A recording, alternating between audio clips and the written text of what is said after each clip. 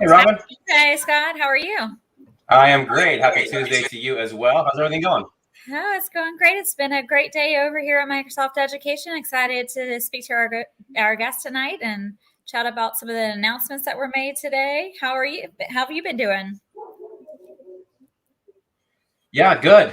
Super excited about today's event as well. Some really cool stuff shared, and yeah, just plugging away. It's crazy to think November is here and the holidays are right around the corner now. I feel like the calendar year is just going to keep going from here on out. Yeah, I know. This is always that time of the year. Like, wait, what happened? Where'd the whole year go? We're about to be in another one. So, where did it go? Also, Totally. super excited just to be able to kind of take it down a notch and spend some time with family and friends over the holiday break. Will be coming up soon, so something to look forward to for sure. Absolutely. Well, as always, love to get to celebrate some of the amazing things that we saw out on the web over the past couple of weeks. So we wanted to give some shout outs to some folks. So Scott, over to you to kick off the first announcement. So our first one I absolutely love. Our first Epic Educator is Karen Philhart from my home state here in California, reacting to some of the Minecraft announcements today, and in particular, calling out her home city of Chicago. I love this build. This is really incredible to be able to create an entire downtown like this, and just loved her expressing her love for Lou Malnati's. If you're a Chicago fan or you've been to Chicago, you know the deep dish debate, much as they have the Philly cheesesteak debate on the East Coast in Philadelphia. But definitely love me some Lou Malnati's, and certainly love the impact and the power of Minecraft, without a doubt.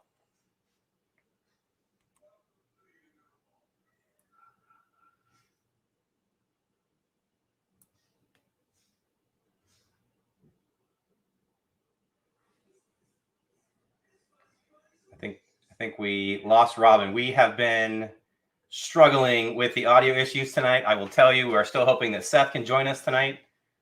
Robin, are you there? I am here. Can you hear me now? There we go. You're all good. All right. Sorry, guys. So over to leaving Chicago or California, where Karen's from, and moving over to New Jersey on the East Coast. We love this share from Kathy Krasnowski. She's one of our MIE experts, and she's just really, celebrating the ease and effectiveness of building immersive reader as well as reading progress into their classrooms. And you can see that Kathy and her school district love using this particular tools in their classrooms, and that they are helping to improve student learning, reading fluency, etc. So thank you, Kathy, for sharing your love of reading progress, immersive reader with everybody else out there. These are tools that can fundamentally change the progression of students' literacy. And wrapping it up tonight, we have our friend Seth, who again will be joining us shortly. He was all over Twitter. He did a great job today sharing different reactions from the Microsoft Reimagine event. In particular, here we see the feelings monster, which is new to Reflect. I think that's really cool and really going to bring a lot of students into understanding the power of SEL and sharing their feelings and things of that nature. There's such a need and a focus on SEL this year, certainly coming out of the pandemic, and also moving forward. And the ease of touching base with your students in this way through Teams makes it wonderful to teachers to better manage and structure their classroom. So thank you, Seth, for sharing this. And thanks to everybody who shared on social media today during and after the Reimagine event. Yeah, I love that little feelings monster. So cute. And I feel like it's even, accessible for our littles who may not know how to choose a word, how they feel, but they can definitely choose, a reaction from a character. So kudos to the team that really is listening to our educators and students' needs and responding with amazing tools to help them in the classroom. Absolutely. So without further ado, I think I'm really excited for our two guests tonight. Hopefully we'll continue to be able to have a great conversation without too many audio interruptions tonight, guys. But I'll go ahead and introduce Seth, and then you can introduce the second guest, Scott. Yeah? You got it. All right. So first up, we have the amazing Seth Fuel, who is from my area here in the Houston, Texas area. He is an educational technology specialist in the Pearland Independent School District. He is quite the advocate out on social media, has friends from all ends of the planet here. And I love following this guy on social media because there's so much to learn and he has so much to share. So, Seth, welcome to the show. Thanks. I'm really happy to be here. And the sound worked. Amazing. Yes. When all else fails, change computers, right? There you go.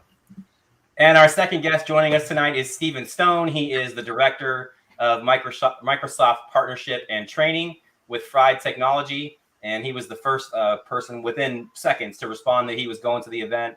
So we're super excited to have him on the show. So Stephen, welcome and thank you for joining us. Awesome. Thank you for having me. And he's also another one of my neighbors here in the Houston area. So I felt like this is the H-Town crew on tonight. Sorry, Scott. Okay. I love Texas. All good things come out of Houston, right? Awesome. Yes, definitely.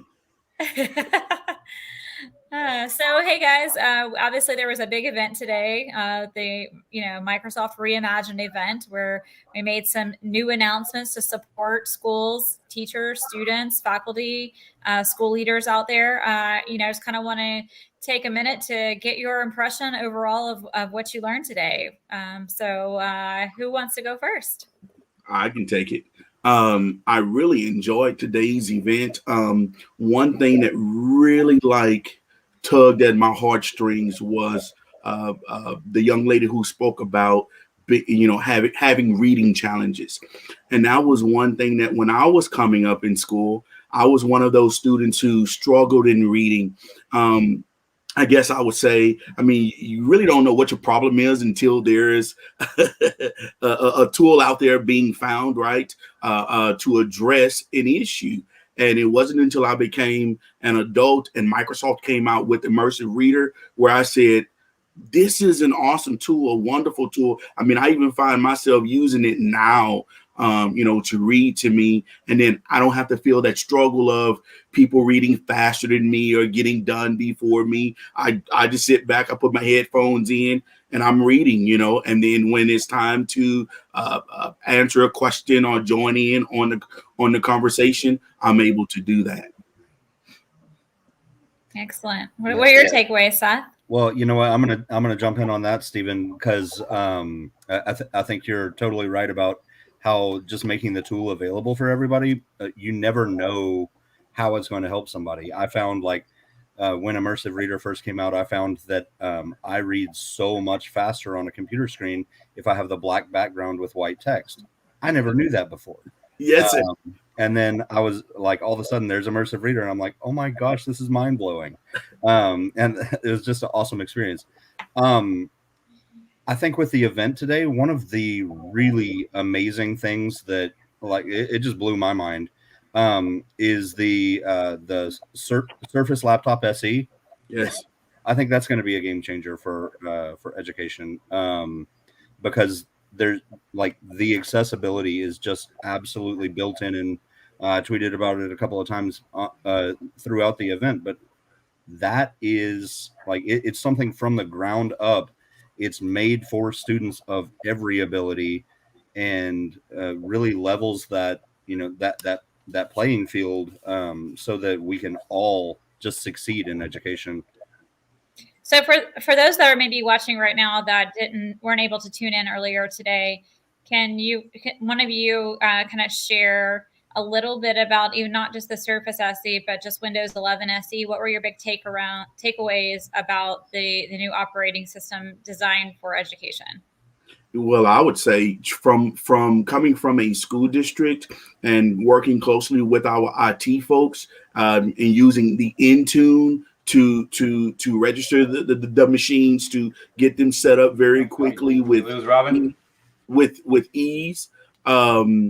It puts us in the mindset of just out the box and getting things set up quickly, being able not to say, well, I have to go touch this machine, and create a particular image to go on those particular laptops.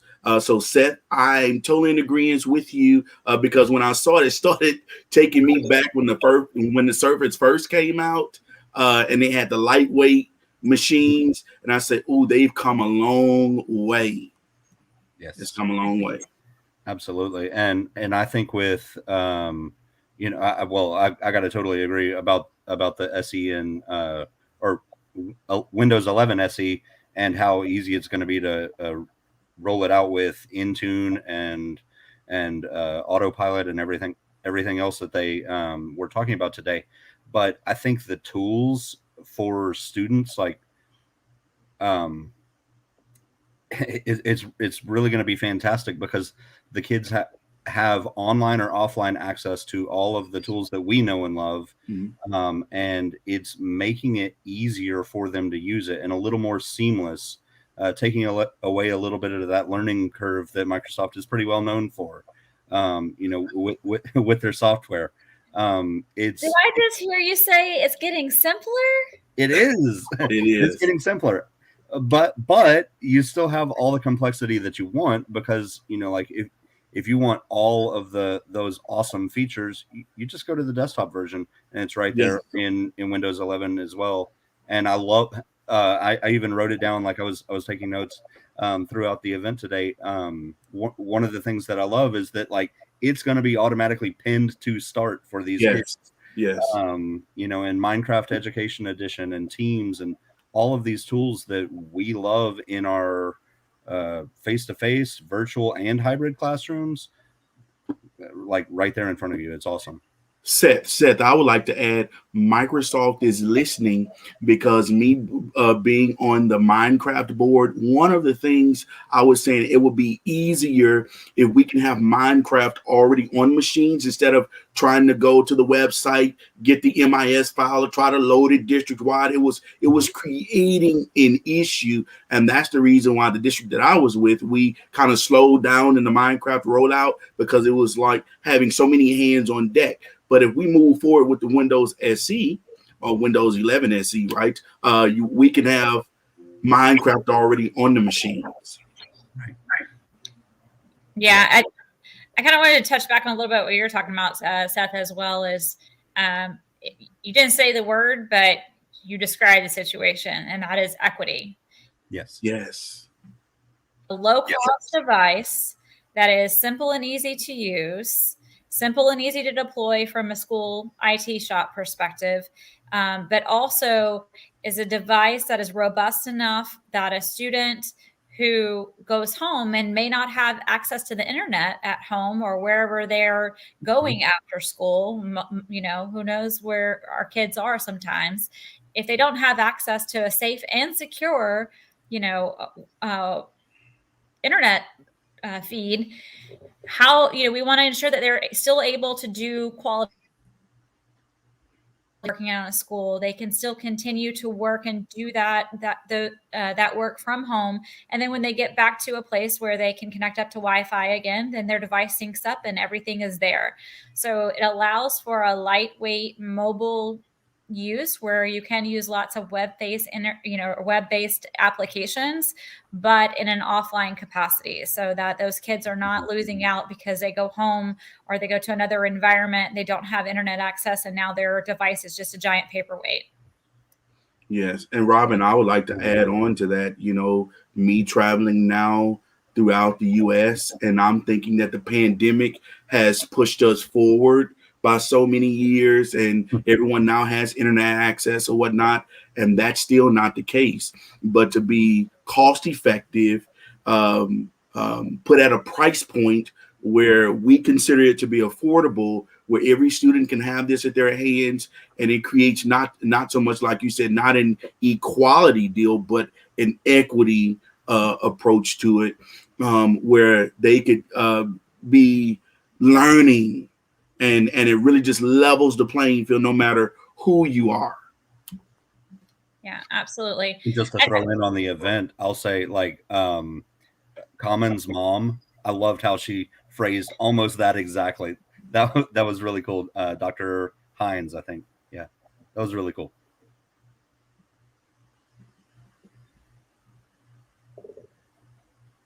Scott, you're on mute. Mr. Scott. Can you hear me? the old mute button got me again. Speaking of quotes, that whole opening segment I thought was just wonderful. And obviously, you love the emotional tug at the heartstrings. You got a class full of students, really sets the tone for a great conversation.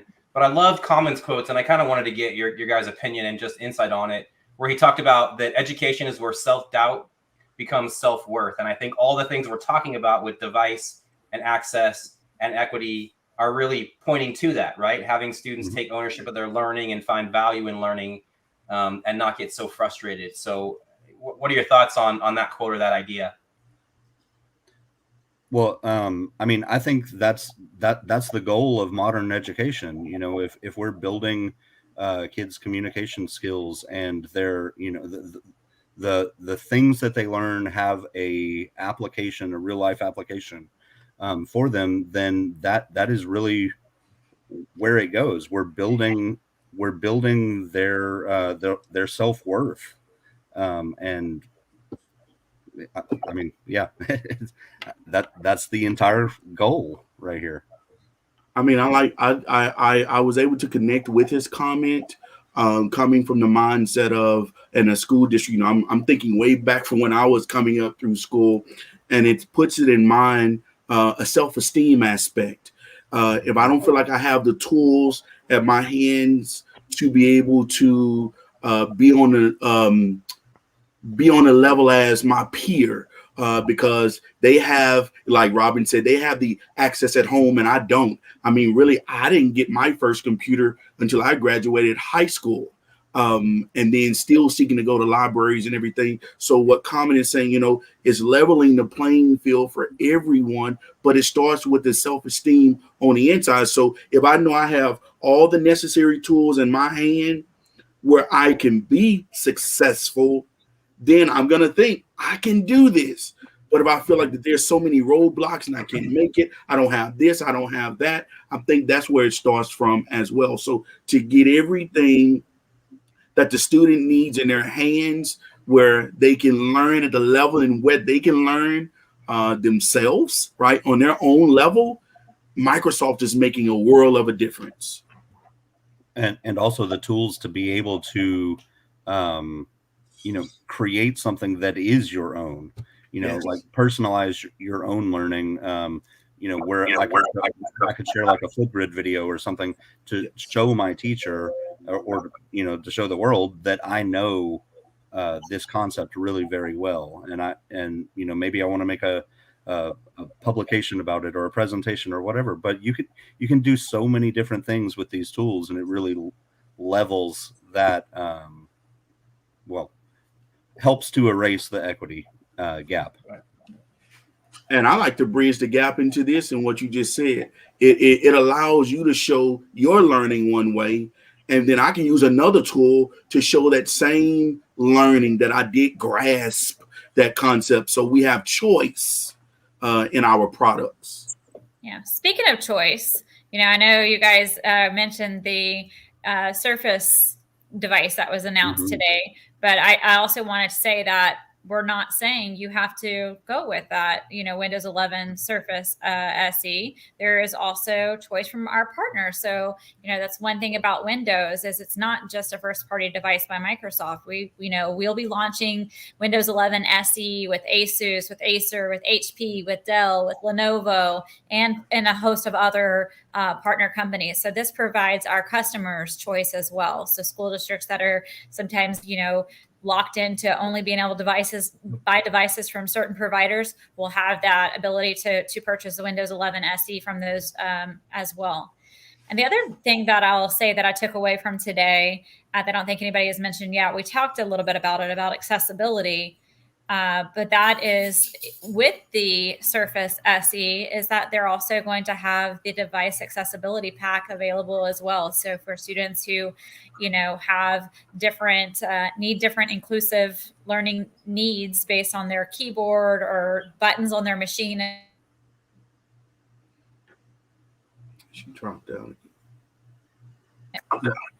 The adaptive toolkit that they have is just absolutely outstanding. I've seen you know, the promos for it for a while. It's incredible, and I think it's going to go a very long way. Plus, even just the stream, Microsoft just excelled at making it accessible to everyone. You know, you had the video, you had the sound, you had captions if you needed them, you had American sign language. There were so many options to make it an inclusive event and really show just how thoroughly y'all are embracing accessibility. And Seth, you know what I've learned on that too is, even though I may not be diagnosed with a disability or learning or whatever, right? Learning difference, yeah. Right. So I can still take advantage of those tools, but I just love that concept of being all inclusive, including those. So it really is no gap, right? I believe even our gifted and talented students could take advantage of some of these things. And not only that, it could also skyrocket them to another level in their learning as well. Yeah. You know, Stephen, my husband is always like, why do you have the closed captions on Netflix? And I just say, I just like seeing it and hearing it, you know, having it in multiple modalities is, I don't need the closed caption per se, but I enjoy having it. I like, you know, receiving it in two different modalities. So Totally again, agree. by, you know, providing more maybe than's needed for some includes those all who do need it. Right. Hey, Robin, I didn't really know how valuable captions were until one day I was doing a presentation, an all-day presentation, AM, PM session. In the AM, shared my screen, and we shared the captions. Well, when the PM session rolled around, I said, well, I don't have time for captions. Let me just go ahead and present. And people were chatting in, dinging, like, where are the captions? Where are the captions? You don't care about people who with challenges, and where are the captions? Like, oh. So they dinged me on that. By the time it came around to evaluate, you didn't use the captions the second time. Mindful of your audience. Hey, we can all learn and always do better. That's for sure. Absolutely.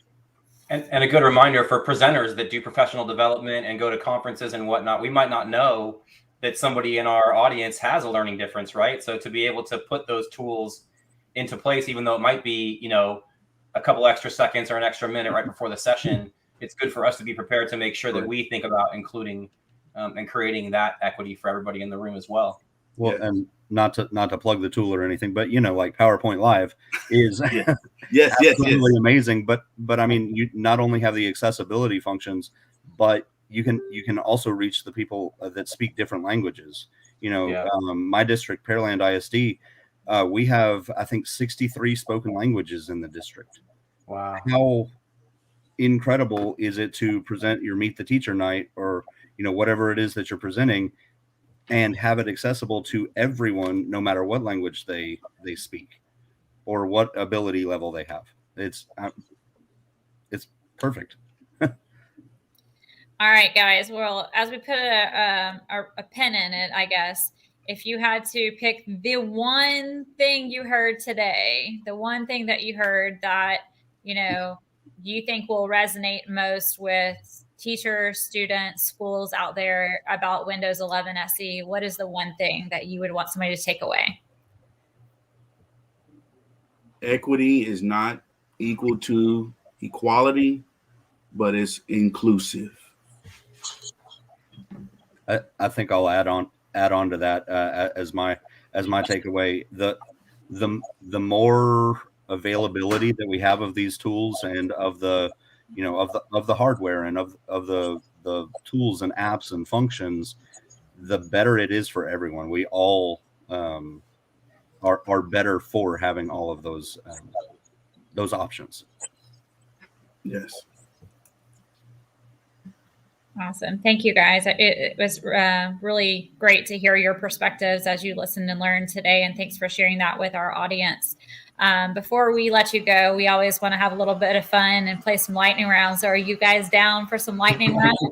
All right, let's bring it on. Let's see. All right. So this is how we'll do this. We'll ask the question, and then we'll kind of take turns going back and forth answering. So Seth, I guess you're on my left side of the screen here. So you're going to take the first question. Stephen, you have the second opportunity to respond to it. A little so nervous. the first question, since last week was Halloween, don't worry, I'm not asking you what you dressed up as. What Halloween candy is your favorite? The one you couldn't live without? Mounds. I love mounds. Wow. Yeah, the chocolate and coconut. Oh my gosh, yeah, it just speaks my language. I'm with you, Seth. I think that's probably one of mine too. Steven? Well, they mess with me at the office because I'm always talking about it. And they played a trick on me one day, and everyone brought me a bag of these. Candy corn. Everyone. I'm like, really? So I can't even finish eating them. Have you seen the Thanksgiving dinner flavors yet? Right. I don't think I'll try those. That's great. Mashed potato, candy corn. No, too much. I'll just hand them out at the door. Here you go. Here you go. Here you go. There you go. All right, Steven, this question you're going to answer first this time. If you could be anywhere in the world right now, where would you want to be? I would say right now would be Costa Rica. Mm-hmm. Just to lay back and relax and chill for a minute and just take the world in. Excellent. Sounds Whatever, like a great place. Seth? You know what? I'm honestly, this seems so simple, but I'm honestly really looking forward to Thanksgiving break because I get to go visit my family. That's where I want to be right now. Are they local or are you traveling? No, they're in Amarillo. You know, we're Houston, Texas to Amarillo. It's about a 12-hour drive or so. It's a long way. Same state. Awesome. All right. So next one, Seth, did you pick up any new hobbies during the quarantine time? Oh, no, I did not have time for that. We were working hard over the quarantine time. I guess I doubled down on audiobooks. So I'll call that. What about you, Steven? I'm gonna say speed listening.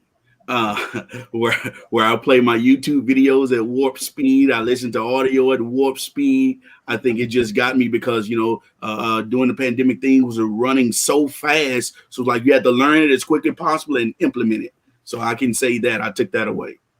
Audio 2x or 3x. Yes. Right. All right, Steven, we'll go with you first here on question 4. What is the last series, if you've had time for this? Yeah, what's the last series you binge watched and how long did it take you to get through it? Oh, the Netflix series Lock and Key, yes. It took me 2 days and I had to watch myself because I almost stayed up 24 hours straight watching it. And so now I'm mad because, or sad, I would say, because I'm waiting on the next season already. That's the hard part when you get through it so quickly, right? You waiting for the next season to come. Yes. And Seth? You know what? I I don't binge watch a lot of TV, but the last one that I did, I couldn't even. I mean, it was maybe a year ago or so. We rewatched Game of Thrones from beginning to end, and we watched it pretty fast. Like I'd say maybe a week, maybe 2 weeks or so. I mean, it was fast. It was summertime, so didn't Back to back. just relaxing. Didn't have anything else to do. Lovely. We need more of those times, right? Oh, any day. I'll take it. All right, we'll get you out of here on this one. Seth, we'll start with you. Who inspires you the most right now in life? Whew. That is a really tough question. You know what? I'm going to go with my dad. My dad is he is a fighter. He is doing everything that he can to stay healthy, and that is just so. It's heartwarming to me. I love it.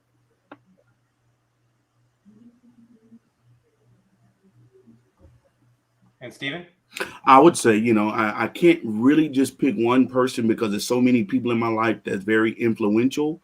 But I would say, starting from my wife and seeing how she's continuing to deal with the challenges that come with being an assistant principal, day in and day out. And then I would say, the lovely people who I work with every day, they're so just involved in their own expertise in learning their craft, which, it makes me look good on the back end. So I just love it. And, and then I have to go, spiritual for a sense, my church family who always, keep me going, to keep me lifted up the way that they should. So we thank everyone who's played integral roles in my life. And Robin too. Robin, one day I will be like you. One day.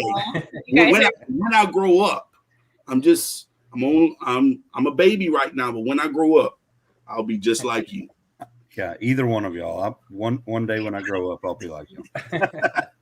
You guys are too kind. Well, I'll tell you, we are so fortunate to have you both inside our MIE expert family. We're excited that you were able to give some of your time tonight, which is so valuable. It's like the most valuable non-renewable resource there is your time. So thank you. Yeah. Deeply grateful for each of you.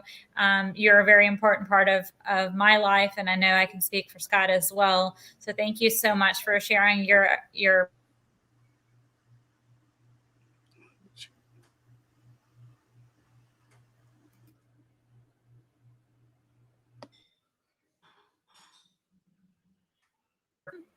I don't know, or the smart edition, because it's going to be smart for students. Anyway, thank you guys so much for joining us. We appreciate you. All right. Bye. Absolute pleasure. Thank you guys. We'll talk to you soon.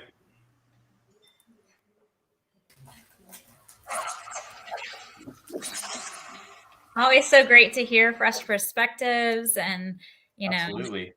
See what other people take in it. We can all watch the same event that goes on, and each of us glean a different small nugget from the event.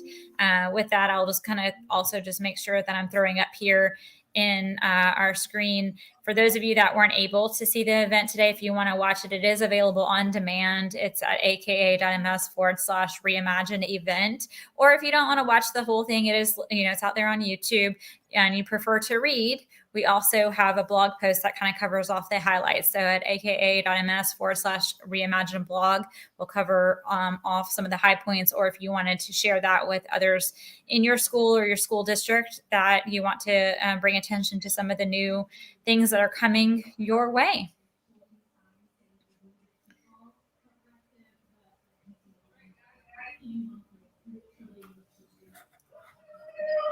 Scott, are you there? I think we lost Scott again. You still there? Sorry, I cut out there for a second. Yeah, no worries. We're having these audio issues with StreamYard tonight. It's okay. It's technology. Sometimes it fails us. That's all right.